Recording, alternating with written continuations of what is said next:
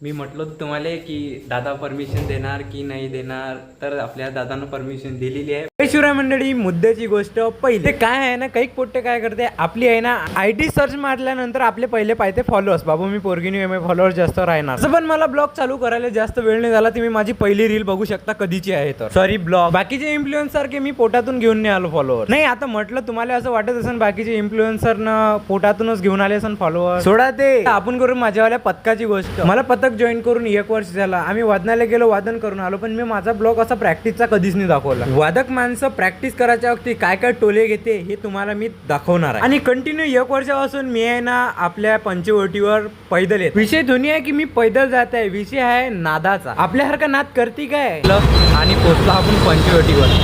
सांगायचा विषय असा आहे तात्पर्य की आपला ब्लॉगचा नाद कोणी करू नाही शकत, पण आपल्या याचा विषय तर तुम्ही सोडाच हो.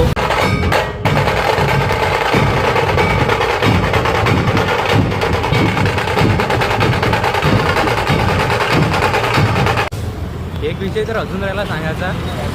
गोष्ट म्हणजे आपली आहे लोकांची, आणि त्यांच्यापासून तुम्ही किती दिवसाचा अमरावतीमध्ये आलो तेव्हापासून मी त्यांच्यापासून निर्लज्ज झालेलो आहे. आता तुमची मर्जी, तुम्ही काय करू शकता ते करा.